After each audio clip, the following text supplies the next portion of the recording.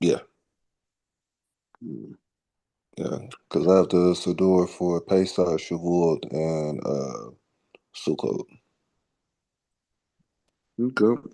All right. Yeah, Okay, it's good enough. So, all right. So, I want to start on this idea of spring cleaning. We kind of like already opened up the door a little bit right after Purim on this idea of Pesach. Like, what is it? What is this concept of Pesach? I mean, we've spent a lot of time about the effect of the light that comes down into the world in Pesach and how that light affects us and the opportunities around that light. And obviously, we'll get more into it, but I want to start with the tools that we use to manifest the light, right?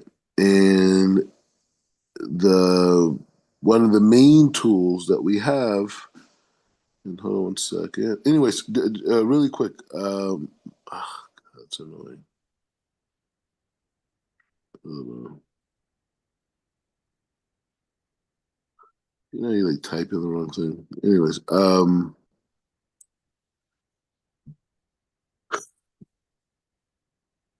so the thing about Pesach is that, like, Pesach, like on a real level, like Pesach is like a time where a lot of things are going on at once. You know what I mean? It's like, uh, uh, what is this?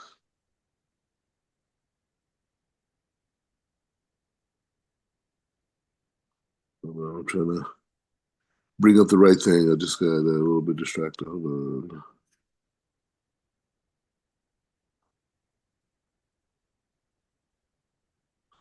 Okay, so yeah, so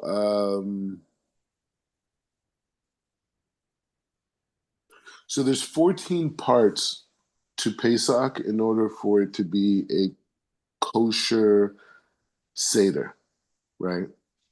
And so the Haggadah is kind of like there's a prayer book that we use when we're actually davening for Pesach, and then there's an actual sefer that we use. It's called the Haggadah. Well, let me make it up. A sefer called the Haggadah, which takes us through the mitzvahs of the night of the Seder, right? And so what we're going to explore today is this aspect of like what it is to bring this light down into one's house and what are the 14 parts, right? So we're just going to really go through it like outside and then we're going to go inside, right? So these are the 14 parts. You have Kadash, Arkas, Kapros, Yachas, Magid, Rachas, Motzi Matzah, Meor, Korak, Shulchan Orch, Tazfun, Bara, Halal, so Barke, Halal, and Netzarah. So we're just going to kind of like go through these different steps because these are the stages of how what needs to happen in order to bring that light that exists in the Torah into one's home. So what is Kadash? What is this idea of Kadash? This idea of Kadash is what is to make Kiddush, right? So we start up the evening. If it's on Shabbat, you say Vayikula Shemai Va'aras Vayikol Shabbat Vayikol Vayikol Bayom Hashvi, which is basically the end of creation, right? So we say that part, right? And if you start if Pesach is during the week, not on Shabbat, you just say there. But again, there's different. It's important to note that the structure of the Haggadah is the same everywhere, but there's many different um, traditions on how to say certain things. You know what I mean? Anyway, so you say Hagefen, right? Yeah. So this is basically the kiddush for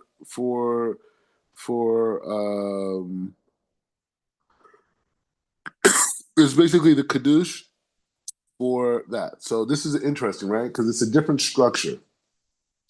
So what we do is we make kiddush, right? And then what we do is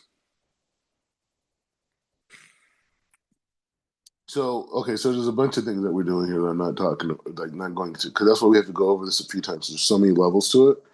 All right, so Karpas, which is the first stage, right? There's 14 stages, right, which connects us to the 14th, right? In the concept of Yad, right? Yud Idalit, Yad being the hand of Hashem, the hand that pulled us out, the hand that pulled us. So these are the 14 stages of being pulled out of Mitzrayim, right? So the first level is Kadash, and then that's at night with you, your wife, you'll say Kiddush, right?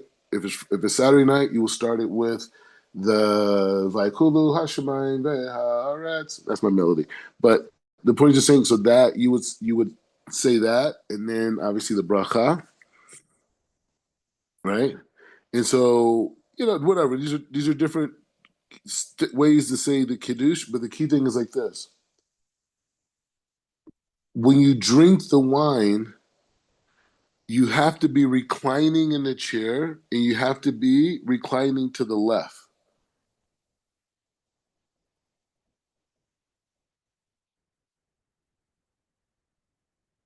right? So you do that. So you make the blessing, right? You sit down, and then when you drink the wine, you lean to the left, right?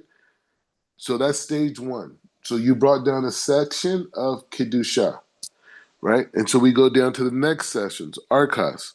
What is arkas? Is the washing of the hands. Okay? So you go, you wash your hands, you wash your hands, but you do not say the blessing on the washing of the hands. Right? Which all these reasons why we'll get into it. Obviously, you gotta understand these are very deep Kabbalistic readings. So first this, but you wash your hands without saying a bracha. Okay? And then we have to go into this idea of the different aspects of the things that are needed on the Seder table, right?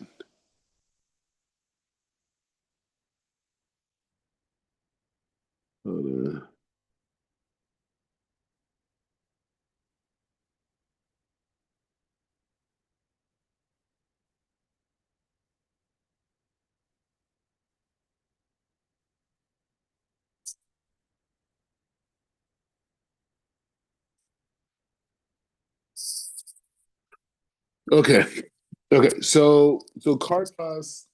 See, I'm trying to see like what's the best like. Hold on one second. Let me think. Let me figure this out because it's just like I want to go into this, but I don't want to say it exactly the way he's saying it. You know what I'm saying? And it's not that I have a problem with it, but I just want you. I just want to because I feel like what's going to happen if we go the way that he's going right now on this. Hold on.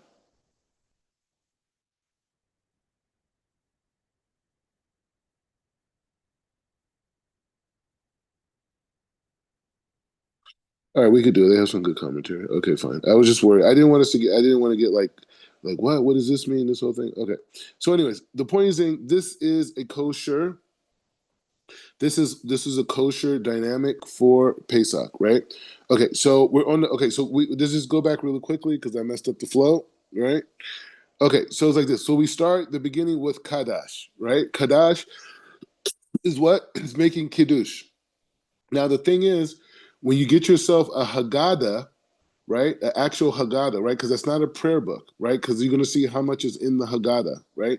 Now, some Haggadahs do have a prayer book inside of them at the end. So I don't know if that's what you mean, right? But most Haggadot are they the word they have the whole structure. So the way that we're going through it, you're going to have a book in front of you, and the book will take you through stage by stage. You see what I'm saying? So you don't have to worry like, oh, I got to remember all this stuff. Or think, no, everybody, they just tell us all the time, just follow the Haggadah. That's all you got to do. Just trust the Haggadah, follow the Haggadah, and it'll take you through the whole Seder. So the first part is Kiddush, right? So we say the Kiddush, and remember we lean to the left. Why do we lean to the left? Because there's an idea that we have to be in a place of pure relaxation, right? Like if you really wanted to keep it like totally like real, like if like from like an African American perspective, For us, luxury would be like not just like leaning to the left per se, but it would just be like kind of like sprout out, like kick back, right? Because the whole experience of Pesach is that you're leaving slavery, right? You're leaving slavery. So the whole mindset. So you want to go and you want to buy a new suit. You want your wife to buy a new dress. If that's what you want to do, I'm just saying that's my personal tradition, right? Is to buy like a new outfit, the whole thing, and when you're sitting at the table, you want to sit there and feel like you're a king, like you're an important person. You're B'nai Israel, right? And so when we drink our wine, we're leaning to the left, we're chilling, we're kicking back, right? Okay, so that is the beginning. That is Karpas. So Yarkas, right? So Yarkas, I mean, sorry, Kadash. Sorry, Kadash. Sorry, Kadash. Okay, so all right, Yarkas. The second part, you wash your hands, but there is no, but there's no washing, right? So why? What's going on, right? I mean, that's like kind of like a big idea.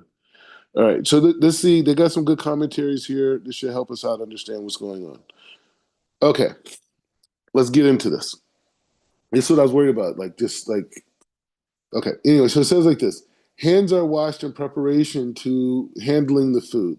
The Talmud states that when a food is dipped into liquid, hands are to be washed first as a sign of ritual purity, says in Pesakim. And so there, he says there are different customs regarding who washes, who should wash their hands before partaking of the greens.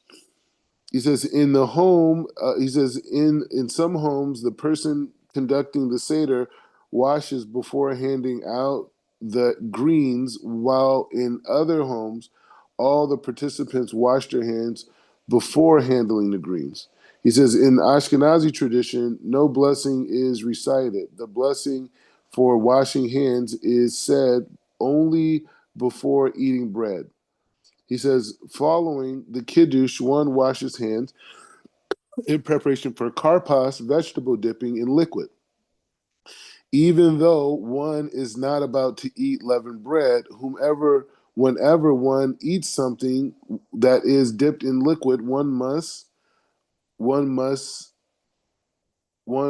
was, whenever one is eating something that is dipped in liquid, one must was one's hand, since one's hands may become moist and one might inadvertently touch something and contract an impurity. When he says, we have explained that this is good to find a reason for washing one's hands prior to this. He says, it needs not to be after kiddush, since we are not carefully, since, since it is not, it needs not to be after Kiddush, since we are not careful regarding the impurity today. I don't know what that last part meant. I don't think it's so important. But anyways, the point is just saying that what the point is just saying that so the first stage is Kiddush. Second, leaning. When you drink, you're leaning, which we're going to get on all these things if you haven't heard already before. The second part is yakas, which is this idea of washing your hands. I just want to read one more commentary. The washing is for the purpose of dipping the karpas greens into the liquid. For the sages decree that one must wash one's hands when eating anything that's dipped in liquid. We just heard that, I know.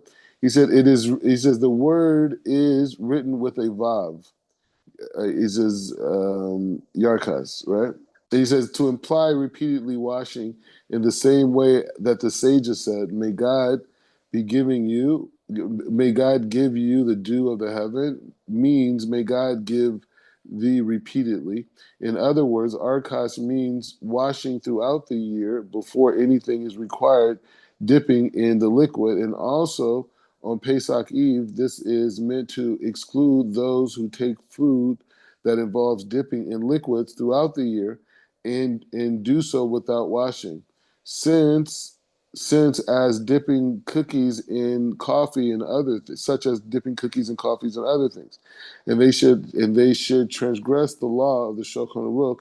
This is the opinion of most of the deciders of Jewish law, including the Taz and the Shalach.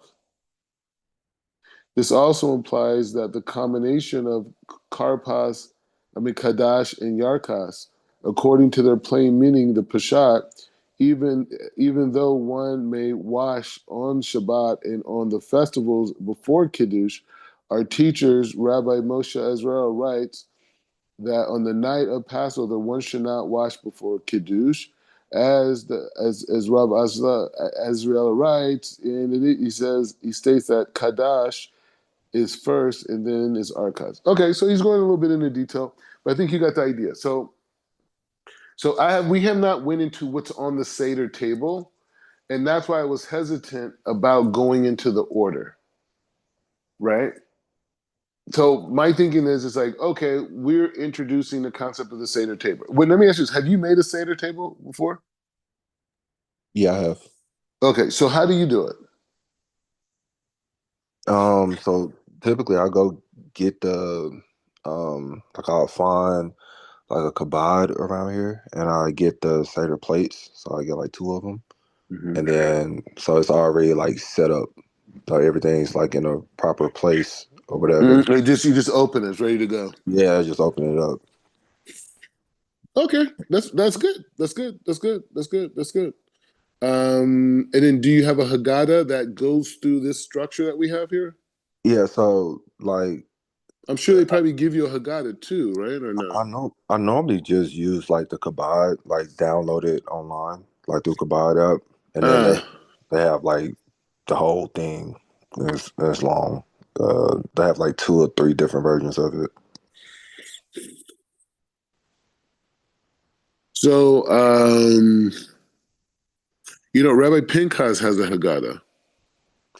Is it in the in the Siddur? I think it's a separate thing. I think the Haggadah is Okay. separate. I think Okay. it's separate. You have to go on the set up, but he has all the Arizal's meditations in it. Oh yeah, I need that. Oh man, you guys are wild, man. This stuff's high level, man. But yeah, all the meditations are in there. He has all the meditations. Yes, Shalom Sharabi commentary, all that stuff in there. So, and he brings Nusak Afriki in it as well. Oh, is that so? I'm gonna check the Siddur in Hmm. just a second. But is there? Yeah, I gotta find that. Is it where can I get it though? Is it? It's online. It's online. I mean, Um, it's I'll figure out how to get a link. In fact, I'll send Chief Rabbi Pinkas a message about the link on that, just so the students can have enough time to get before that, because it's a big game changer. You know what I mean? Anyways, okay. So and then at some point we're gonna do a Haggadah for for specifically the African American community, and be able to incorporate a lot of things, because if you think about it, the structure of the Haggadah is already there. You know what I mean? Like you could chat GBT it. You know what I'm saying? The issue is the stories and the outlooks and the commentaries on the different parts. And the Kavana. Anyways, okay. So okay. So all right. So we have that part. So okay. So that's fine. Okay. So now you have this idea of dipping the greens into the salt water. Now we haven't got into why or what's going on. We're just opening the door. You've already been doing Pesach, so now we're just opening the door, just in terms of structure, in terms of textual understanding, right? So we could have even a greater kavana this year, but we open the door. So the next thing is yakas, right? And so what is yakas? Yakas is the splitting. So you take.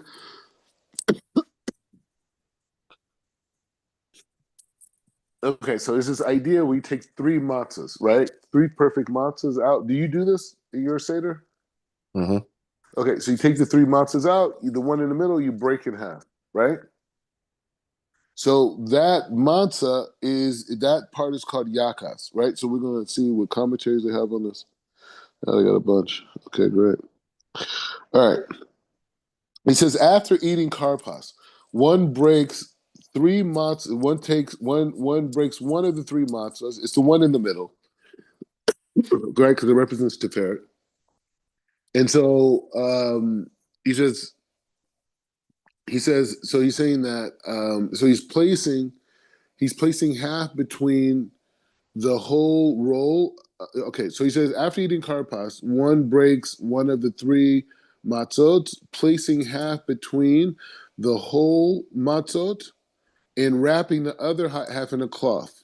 As a reminder of the verse, so the people took the dough before it was elevated, and they're kneading the bowls wrapped in their cloak upon their shoulders.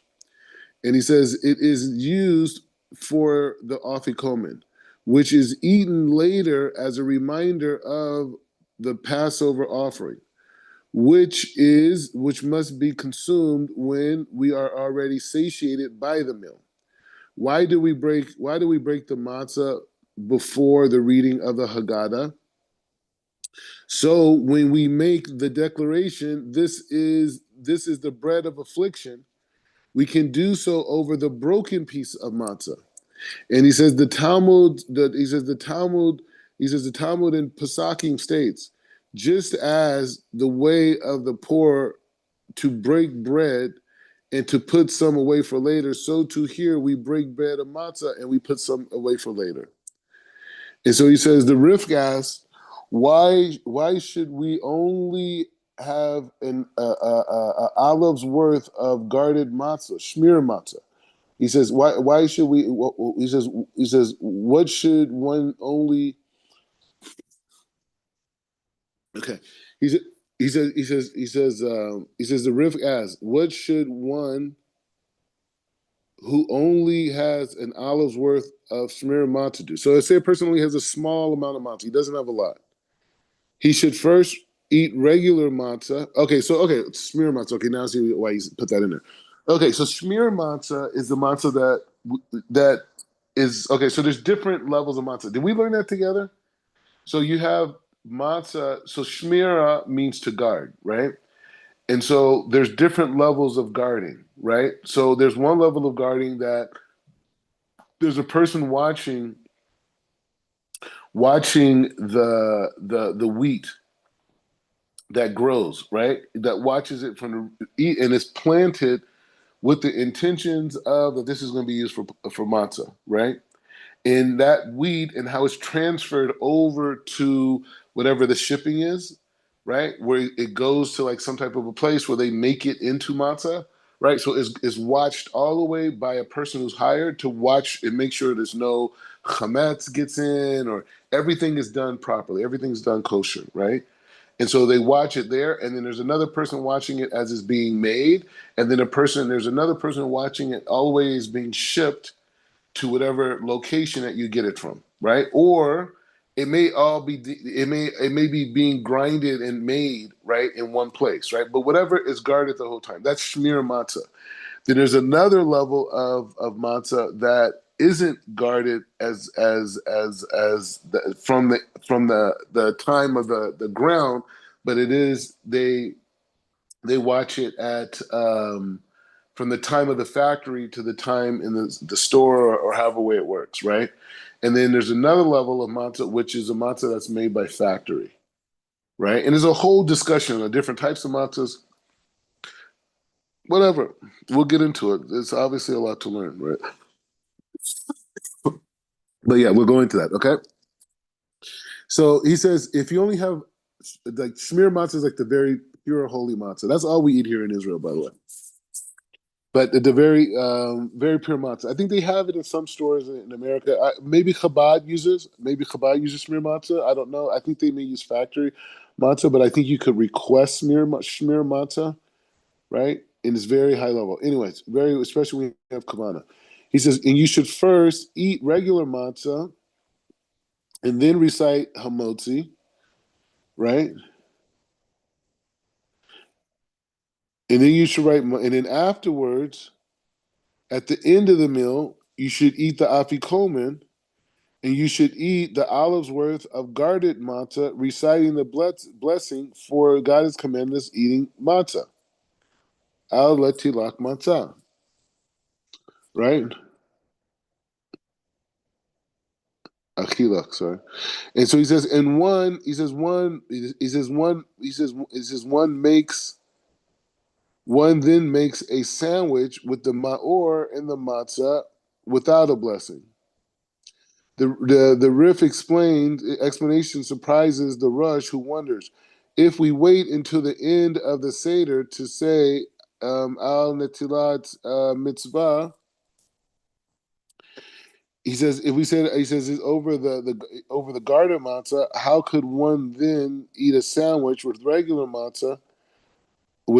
piece of matzah, since it would remove the taste of the guarded matzah from one's mouth? According to you hear the question, so he's saying like the whole sweetness of the uniqueness of the taste of the matzah. Okay, so this is what he's saying. So he's basically showing that he's asking a question, trying to show how significant it is of breaking that matzah and taking one from afikomen, right? Meaning that when you have kids, you take a piece and you wrap it up and then you hide it somewhere, and the kids got to look for it. It's a whole game, it keeps the kids awake at night. It's a long night, Seder, but so the point is saying that the point is saying that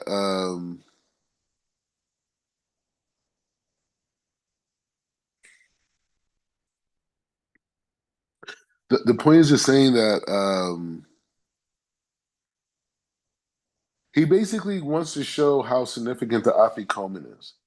And he's saying if you only your best pizza matzah, if you could save it for a particular time, is during the time of afikomen. Okay, that's why he's asking the question. He's trying to say that's how big of a level it is. That if your highest quality of matzah, you save it for the afikomen, right? So that's what he's saying to us. So the other stage, the Rush, asked the question. He's like, well, why would you save your best piece of matzah for the end of the meal if you're already going to have a matzah sandwich earlier, right? And again, we're going to go into these things. Maybe it's, I don't know, man.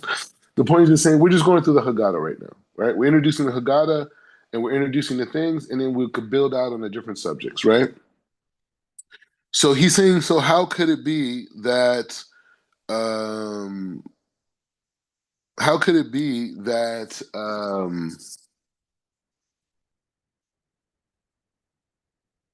you're going to save this amazing piece of matzah to the end of the meal and your mouth's already there? He says, according to the Rif, the explanation, it would have made more sense to simply omit the sandwich, since it is only the remembrance of the Passover offering, which was eaten together with matzah and maor. He says this is what the Rambam and the Rabbeinu Yonah suggest. One should recite the blessing of the eating of the matzah at the end of the meal, and one should not eat anything after it.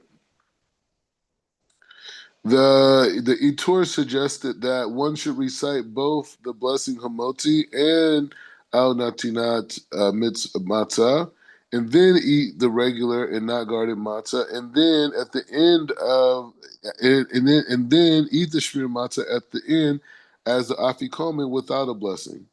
All right, so there's a big machlokus on this whole thing. I don't want to make things confusing. But he says the Rosh suggests that one should begin with Shmir Matzah after reciting both blessings, so that one eats the Shmir Matzah with an appetite and one not need worry about eating non-guarded matzah after it. All right, so that was the level of yakas, right? This is when we break the matzah.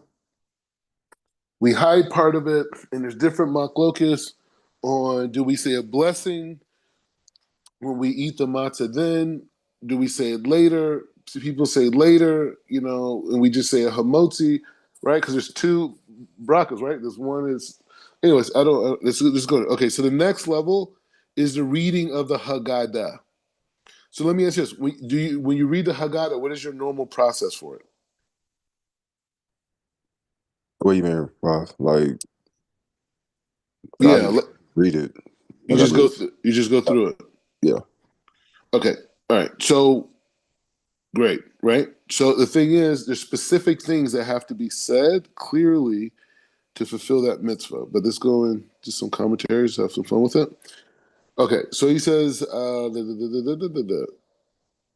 hold on. It's not what I want to start with.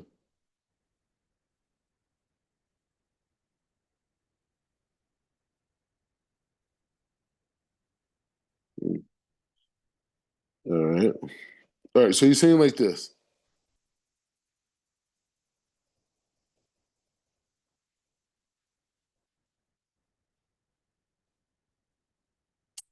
Nah, but he's bringing like some other tradition.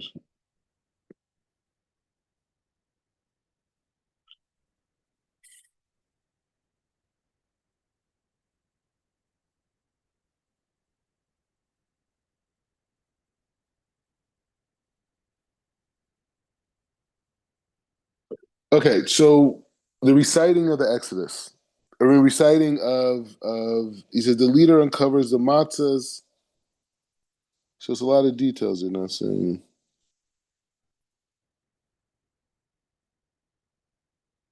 All right, so he says the leader uncovers the matzahs and he raised the seder plates and out loud and he says like this. All right, all right. So this is what he says like this.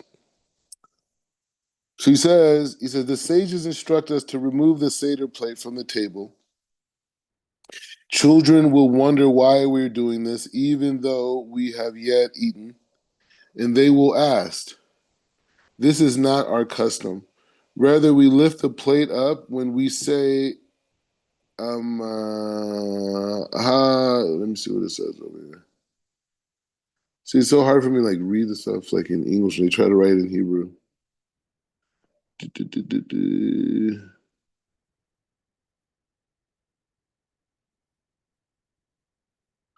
Anyway, so it says, ha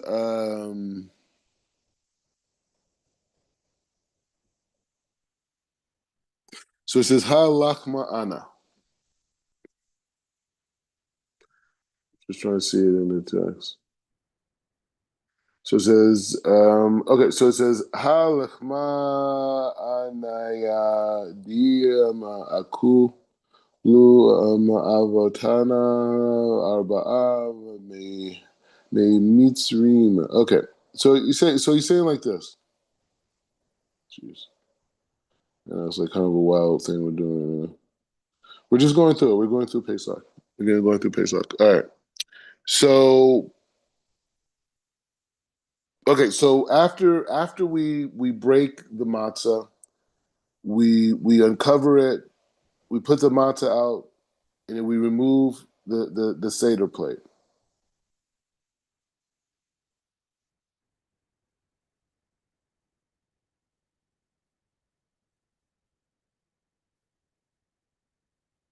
All right, so he said the sages instruct us to remove the seder plate from the table. Children will wonder, why are you doing? Why are we doing this? Even though we have yet eaten, and they will ask questions. This is not, he said, this is not our custom. Rather, we lift the plate up when we say "Hala malakma anaya." So he says when we lift the plate and afterwards we put it back on the table where it originally was. This is an allusion to the waving of the omer up and down in order to avoid the bad dues. He says, why is it necessary to wave it up and down, right? And these are things. I mean, I'm going to find videos, that we could just go through more so for the audience because you've been doing this for a while. He says it should have been enough to simply wave it upwards, since the dew came down from above. He says originally there is a place. Originally, he says originally there was a place in the firmament in which the bad had as well the firmament in which the bad as well as the good do dwelled. And he says the dew played. Excuse me, I got both my nose. Sorry about that. Tissue. Anyways, it's a little stuffy out here. You know what I mean? So he says like this. David prayed to God that only good dew would fall upon. Let's see. He says, so I mean, basically, we went to Kabbalah. Obviously, we know this is technology. You know what I'm saying? Like the waving of the plate and bringing down the shefa and all this type of stuff. And he's talking about the dew and the good dew and this. And so he says, for you or not.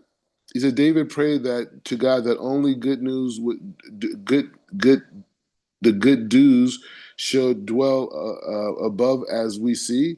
For you are not a God who takes pleasure in wickedness. Evil shall not sojourn with you. Because of David's prayer, the wicked dew was stored down below, and the dew of blessings above. So when we wave the omer in the upward direction, it is to ask that the blessings with the good dew. And when we wave it downward, we ask that God cut off the bad dew. Passover is, of course, a time of the year when the world is judged regarding the productivity of the wheat harvest. It is why it was customary to bring an omer of barley at the time of the year of the temple. Now that we do not have an altar or a temple, altar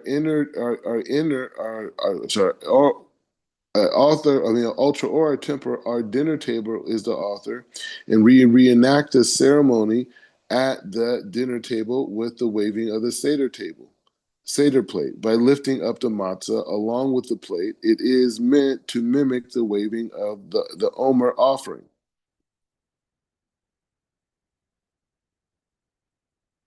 Okay. Any questions so far? No, I'm just listening. Yeah. Me too. We're going through it. We're going through it. Now let me ask you this. So you just kind of like you basically Chabad, you got your kid, you bring it home, boom. You're just going through the Seder and you do the 4 cups of wine, everything, all the halakha, all that. Mhm. Jeez, it's amazing. All right, powerful man. All right. So anyway, so here's the beginning of the Maggid, right? So he's bringing the Maggid into this part, what is just the recitation of the Exodus story, right? So we lift up the plate, we do the whole thing. We ask Hashem to bring down the shefa, the good do, and to keep away the negative stuff. And so we start the reading, right? This is the bread let's read the commentary so it tells what type of bread it is.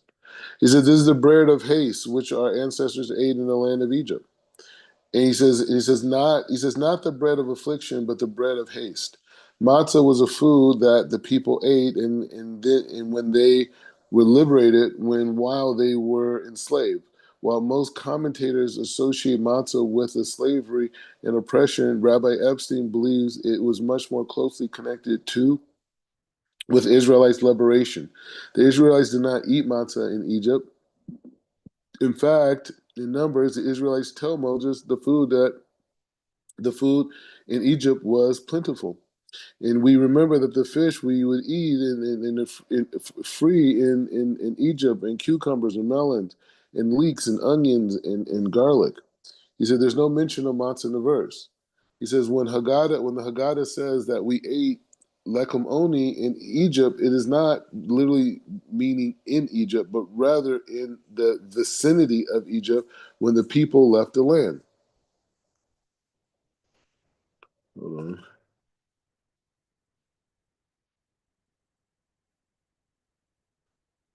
He says, why do we begin the Seder with matzah? He said, the Seder begins with, this is the bread of poverty, and not, this is like the bread of poverty. He said, it is written in order that you may see that the bread that I fed you when I brought you out of Egypt. The sages begin with the statement in order to publicize the bread of poverty, which our ancestors ate in Egypt. By beginning with Lechem Oni, it illustrates the rabbinic interpretation of this expression. The sages explain that matzah is called Lechem Oni because there is much to say Onim about it. We begin with the unleavened bread and read a statement referring to the bread in order that we may see that everything afterwards is a reference to the bread with which the Seder begins. Had the Seder opened with Ma Nishtana, we would not be clear that the Seder is about the explanation of the significance of the unleavened bread. By beginning this, by beginning, this is the bread, and calling it by its name, and only continuing with four questions. And it becomes clear entire that the entire ceremony is about the explanation that there is much to say about the matzah. Since this is a statement that is recited by the head of the household, it is recited in any language that the member of the household will understand. Why is matzah called lekum oni, the bread of poverty? A rich person is likely to eat matzah as a poor. It's a rich person is likely to eat matzah as a poor person. And besides, why is poverty associated with redemption? He says unleavened bread is. He says unleavened bread is called the bread of poverty because it is the purpose of enriched bread. And he says in adding oil or honey or dough it becomes ashria, enriched. He says he says normally a poor person has no possessions other than himself and his body. Matzah is also made of what most of the most basic ingredients, flour and water. And when we add yeast or leavening to the plain ingredients, it becomes richer. Similarly, when we add juice or other liquids to the ingredients in matzah, it becomes ashra, enriched. He says, "What is the connection between poverty and redemption? Aren't they opposites?" He says, "Poverty teaches us about redemption. The person only becomes free when one has no attachments. The slave has not. The slave does not independent. The slave does not independent because he is subservient to his master. Simply a person who is rich does not stand in his own does not stand on his own since he is attached to the possessions. As a result, neither can gain redemption." Okay. So he's saying so they're asking the question, so how is this idea of lekum oni, right? This idea of the bread of the poor and what's going on here, right? So he's saying like this concept of the bread of the poor is connected to this idea of understanding the reason why the Haggadah starts with this idea about the matzah is that we're learning about this matzah. This matzah is here to bring us a lesson, to bring us understanding, right? And so what he's saying is he's saying that you have to even go further and ask the question like, that you know why is it that the matzah is connected to this like bread of redemption, right?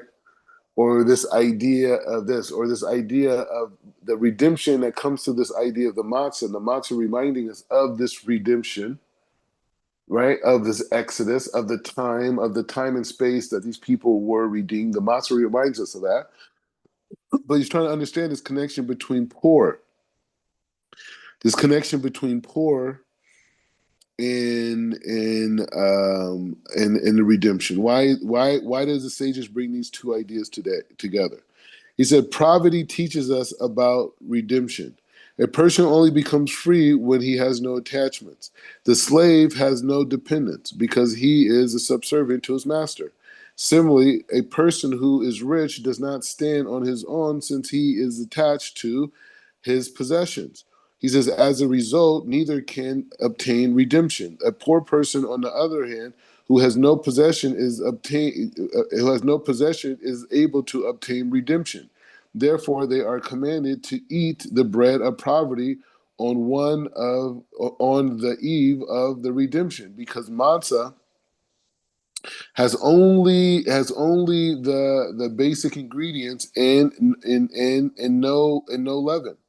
It is like a poor person who only has a very who only has the very essence of his existence.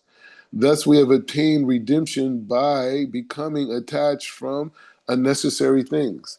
Enriched matzah, even though it is unleavened, is additional it has additionally created such a juice or sorry, even okay, enriched matzah, even though it is unleavened, has additionally ingredients such as juice added or to it, so it does not symbolize the necessity condition for redemption. From this you will understand the meaning of the scripture. You shall not eat the leavened bread. You should eat no leavened bread with it. 7 days shall you eat unleavened bread with it. And the bread of poverty for you comes out of the land of Egypt in haste. The bread of poverty means the bread which stands by itself and is not to to connected to, does not include any other ingredients. Why must you eat this bread? Because we left Egypt and ate it in haste. Therefore, there's no attempt to prolong. Just want to see what it says at the end.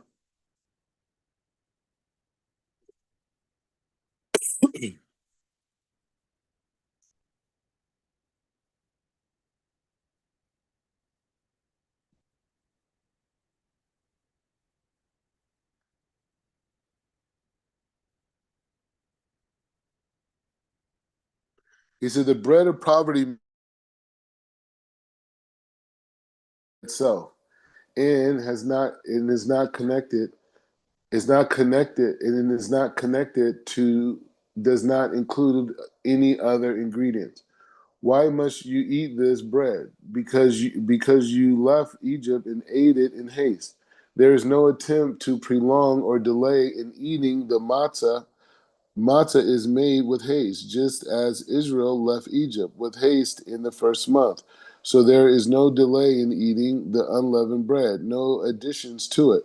Redemption must be immediate and absolutely without any conditions.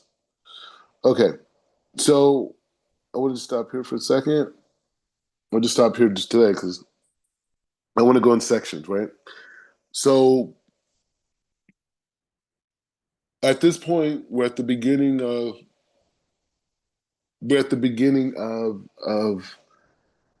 this process of reading the Haggadah, right? And we started this process of the kedusha for the night with washing your hands without a bracha. Sorry, I'm so sorry.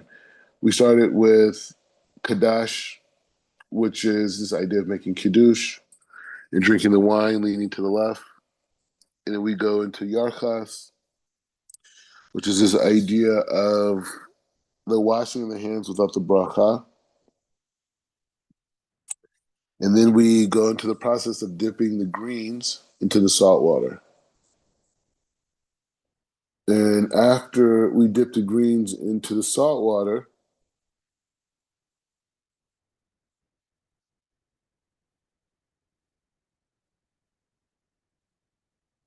I want to make sure I have this right in my head. Because you have to have it as clear in your head as the first pasukim in the Torah. You know what I'm saying? Like you have to have it completely clear in your head. And I have it in my head. I just want to just train myself to see it. So you have karpas, right, which is the greens, and then after that we have yakas, right? And yakas is this process of taking the matzah, three matzahs, and breaking the middle one, and leaving one, and going and sending the other one into afikomen, and it sits there on a table.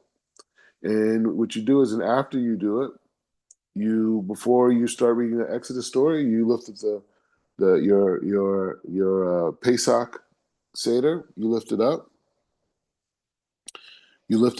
and you put it down. And then we stopped at the concept of this idea of reading and starting with this idea of the Maggid, right? And the Maggid is the reciting of the story of the Exodus, right? And so we start that process, and so in that process, we start with this idea of talking about the matzah and really going through this process of understanding what the matzah is, what the matzah means to us. And we haven't got there yet. Right now, we're just dealing with structure, right? Like we're doing like an aerial survey. Like we're going around, we're flying, we're looking over the whole territory, and then eventually we're going to land and we're going to get stuff in those particular areas, right? We're going to go through the meanings, even though we are getting that right now. We're going to go through the meanings of that. So, if you want, it would be great if we could continue this and try to finish as much as we can tonight, so we can go into more details about it tomorrow. Yeah, let's do it. Yeah, so if you're around tonight, that'd be great. But honestly, I didn't know how you did your seders. You know what I mean? Because I haven't heard, because I didn't know you go to Chabad, because I haven't heard Rob Zion talk so much about Pesach and seders and that type of stuff. So I didn't Mm. know if that was like a tradition. Have you ever heard him talk about it? He's talked about it like in his classes before. Like a historical Um, context of it? yeah, I'm trying to think back. It's been years. Yeah, I don't know how deeply he goes because I was kind of on my own. Like the first my first Pesach, man, it was I was so Huh? overwhelmed, Rob. I was like, what's going on? What am I doing? I didn't have a Siddur. I didn't know about the Haggadah. I got one online. I didn't know what was going on. The second one was a little better. The third one was okay. I was like, all right, kind of not like I haven't been, trained per se, but the third one I got I had the Siddur. I was much more comfortable, and then last year it was like I just take off a little bit.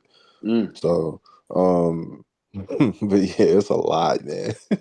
The pace like is a lot, you know what I mean? Like to get it all together but like the historical context, like I just know what I know on my own, just through my own, Okay, study. all right, fair enough, fair enough, fair enough. All right, so now we're just gonna go inside, and I would say to start to think about investing into a Haggadah, because you should have it, Shabbat. You only got like like one Shabbat before we have another Shabbat, and then after that's Pesach the following week. But the point is just saying that it's just good to have I had, I mean, right now, because I moved into a new place. It's in my other one is in storage, so I got to figure out how to get another. I had to get one from. Actually, I have to get one of Chief Rabbi Pinchas's, because they're in France right now. You know what I mean?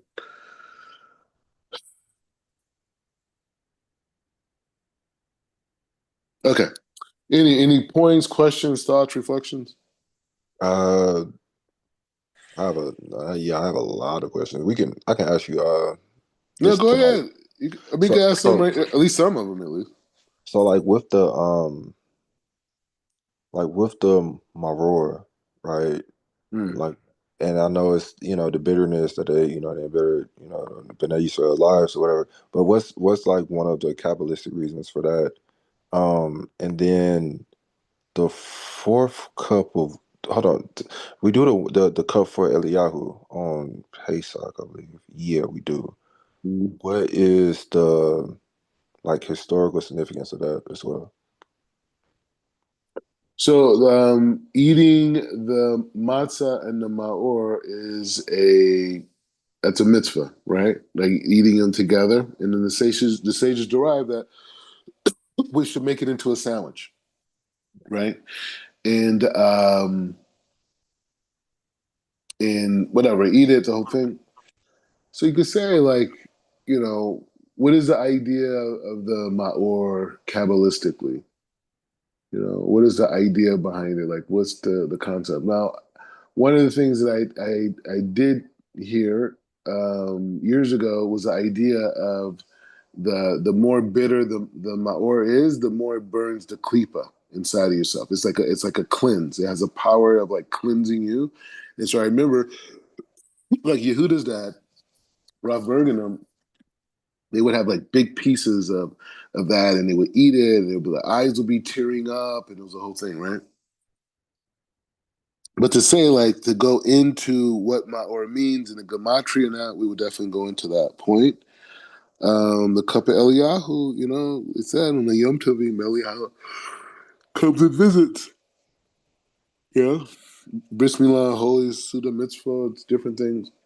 So we leave it. Also during Sukkot, right? So the cup of Eliyahu. Any other questions other than that? Because I mean, I want to find specific points. I don't want to just like shoot off facts. I want to learn the stuff inside with you on these questions. But it helps me prepare if I know some of these questions. You know what I mean? Mhm. Um, can you kind of talk about like removing chametz Mm. and In the like house. the yeah how it's connected to like I think I read some stuff like it's connected to the ego and you remove it, but just kind of hearing your Mm. perspective. Well, I'm saying the kavana could be for cleaning the house. Is to say like in the same way that the Mishkan is reflective of the universe, right? And the universe is reflection of God's consciousness. So the idea that a person could say that their home, their bayit, is a reflective of their internal consciousness. And they want to be able to have a clear consciousness where the light of Chokmah goes into the light of Bina and the light of Bina goes into the light of Dot and everything manifests properly, right? And so um, we don't want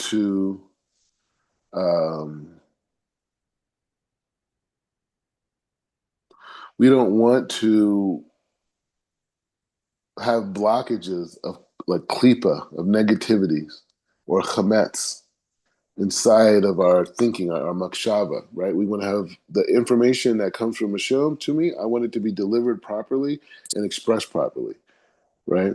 I don't want to be a person that thinks certain things and can't express myself to other people, right? I want to be able to have a pure channel. So when I'm cleaning my house, I'm removing not just in my makshava, my thinking process, but even in my spiritual limbs, any type of chametz, any type of blockages that come from me acting out ego, that come from me, you know, um,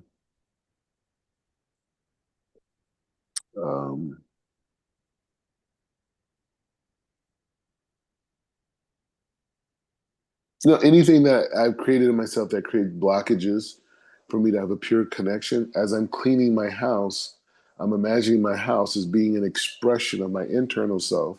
And so as I clean the house, I'm using it as a spiritual tool for me to understand me cleansing my internal self. So sometimes you need a physical dynamic to understand what's happening spiritually within. And so that's what that dynamic of cleaning the house represents that. And not just, on that time, but in general, especially on Shabbat. So that's one thought on it. But again, there's many more things. I mean, the Haggadah is deep, man. Like we could go into all these points and we will, and we will, and we will. And I think what I hear you saying is going into these different parts of the Seder and being able to pull out the meanings and deeper meanings and intentions and kavanah and these types of things. Yeah. Yeah, and I found Roy Pink Glasses. I Oh, got it perfect. on Amazon. Perfect. On Amazon, so yeah, yeah. Okay. Yeah. So you got that. So you're good on that. Mhm. And so yeah. So that's the point. It's just saying like every subject has a thing. Right now, to me, the most important points is to know the pashat, right? To know why we do it, what are the discussions from the Rabbanim, and being able to cultivate that mechanism. So when I put the sod on top of it, I blast off. If I start with the sod, then it's like you're high up. It's an elevation, but it's not a jump off, right? Because you want to go into a place where the halakha is clearing your mind. The discussion around the halakha, the reasoning around the halakha is in your mind, and you're clear on that. This is the halakha. This is what we're doing. This is Kiddush. Kiddush is there for me to sanctify the day, right? I'm sanctifying the day, right? And so as I'm sanctifying the day, I'm fulfilling the mitzvah. I'm talking about Shabbat right now. I'm fulfilling the mitzvah of Shabbat, or I'm fulfilling the mitzvah of Pesach. What is the mitzvah of Pesach? The mitzvah of Pesach is to remember and to make holy, right? So when I read the Kiddush, the first part is remembering the days of creation, and the last part is ends with Mikadesh HaShabbat, which is me sanctifying Shabbat, right? And so it's the same thing, similar by by Pesach. If it's on Shabbat, I sanctify. I mean, I remember. But if it's just on a weekday, I'm just going to sanctify because I'm making the day holy. Now, me making the blessing is something that the sages, me instituting the blessing over wine, is something that the sages institute, right? Because they felt that the blessing and the sanctification is a royal experience. It's not just saying a bracha; it's actually adding this aspect of wine and yain, which is now creates gives honor. That we recite this, we recite the remembering in the sanctification, and then we say the blessing of the wine, and we drink it, and we make it into a royal because wine has an elevated stature, right? So that's clear in my head. Now that I have that basis, right? Now I can move forward and say, the word cup has the same gematria as the word Elohim. Oh, 86. The world was created with light and vessel. Oh, wow, that's the yain. The yain has the gematria as 70. Wow, which is the same gematria of secrets, right? The red represents din, so I add water to the wine to do that, to bring hesed, right? I hold it in the palm, my right hand, because it connects to rachamim. I hold it in the center of my palm. The base of the cup is in the center of my palm. Why? Because it's surrounded by the five fingers, which is connected to the five phases, the five worlds. It's connected to the letter Hey, which is Hashem, right? And so now I'm out of here. I'm just making kiddush. I'm out of here, though. I'm out of here. It's a whole thing. Now, if I just knew that this connected to Hesed, or if I knew the gematria, what is it standing on top of? God does not communicate through us through Kabbalah concepts. He wouldn't do that to us. He would let us build a ladder like Jacob to get to the heavens. Basulam, right? The ladder to get there. So the ladder to get there is to know the Peshat, to know the Halacha, to know reasoning, and then being able to build yourself into the Sod. Pardes, right? And so that's what we're building, that mechanism. So when you're standing there, you got the whole thing there. We're going to get to the Kabbalah. We love the Kabbalah. That's our whole thing. But I would be doing a disservice to you if I taught you that way. Because there's people that do that. They teach people, we talked about this before, they teach people Kabbalah concepts, and Kabbalah things, and people get on a high. Whoa, it's high. And it does. It touches the soul, especially for the person with the Jewish soul, the Israelite soul. They're going to get a high off it. But that would not allow you to blast off and become a master. What allows you to blast off and become a master is these building blocks. And all the masters, when you read their Seders, the Sfarim, they'll tell you the same thing. Yes, you have to know the halakha. Yes, you have to know the Gemara. Yes, you have to know the commentaries, and you have to be clear on anything. Yes, you have to know the historical component to it. And you bring all those things together, and then you drop the Kabbalah, which is the crown, which is the sod, which is the inner essence. And then now all of that information, now you could put all of your heart and your soul into that kiddush. And when you do that, you're revealing this inner aspect of yourself you didn't even exist, and you wouldn't be able to ignite other than through this experience. So that's the thing. So when I stand in front of Hashem, I'm not gonna be one of those guys who be like, yeah, A lot of people came to me and I taught them some stuff, but I didn't really empower them. You know, I didn't really empower them, right? And so some of the stuff we do is a little bit dry and it's not as exciting. But when you look back on it, you be like, okay, I got the system in hand. Somebody asks you a question, it's like, okay, yeah, Hesed Devor, very nice, very nice. It's good. It's there. I get it. But how did we get here? How did our sages get here? What is the halakha? What is the direction? Right? And so when you have all that in your mind, number one, you can empower other people. But two, it's a whole nother experience. So, anyways, I got your back and everyone else that I work with. I'm gonna stand in front of God one day. You know what I'm saying? If it was just about making some money and that, dude, I could be back, film, television, the whole thing. I don't want none of that disgustingness. You know what I'm saying? I only want Kedusha. So for me, it's not Kedusha unless you're honest, unless you're forthright, right? And so when you have students, you have to teach them the same way that the sages teach us, not the juicy stuff. Because if you do the juicy stuff only, then when that person's by themselves, they won't have the tools to fight the Satan, right? They won't know to go inside and learn some Musar, when they feel themselves sinning. They won't know to, before the holidays, to refine themselves in the halakha. Okay, they may read, Kabbalistic book, maybe, R.E. Kaplan, something like this, which are high level. I started with these books, so I'm not talking down on them. This is how I was sitting there reading Kabbalistic meditation, trying to figure it out. I was like, man, I don't need to be Jewish. I got the book, like that's what, that's how I started. Listening to the Rob Berg speeches from 1980 something, you know what I mean? Trying to figure it out. So I get the process, but once I came to learn the process of truth, I can't limit people to that because I just feel like that's where a lot of people get messed up is that they don't build leaders. This guy has to be able that when he has children or even by himself, he has to be able to conduct Pesach, not because he has Rabbi Mordecai, no, because he's a rabbi himself. You know what I'm saying? He's a rabbi himself. He's going to be out there. There's a community of people. They need someone to lead a Pesach. Okay? They need someone to lead a Pesach. So who's going to lead a Pesach? You. You. Whether Jewish, people want to be Jewish, whatever it is, the whole thing, you got to lead it. So how do I put you in a position to lead it? It's not through Kabbalistic concepts.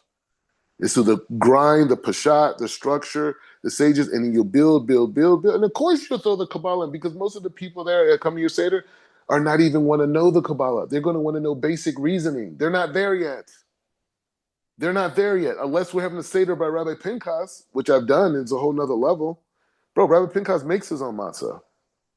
He makes it, and he has meditations through the whole process of making the matzah. I made matzah by him before. So anyways, Bekitzer, the point is just saying that so that's the thing. So we have to be masters at all the different stages. We have to know the basic explanations. We have to understand the basic reasonings.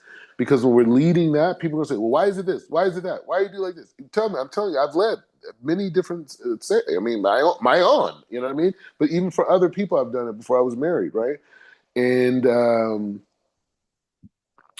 and so the point is saying people are going to ask you all types of questions and this and blah blah. So, anyways, we'll continue on B'vat Hashem later on this evening, but that's the key, man. You got to empower people, bro, because it's a lot of hustlers came through our community. You know what I mean? A lot of hustlers came through with wisdom and good ideas, and they had some new thing, and they got some people into it, and those people told other people, and and it's some like, some type of like cult type of a thing, as where I'm a yeshiva guy.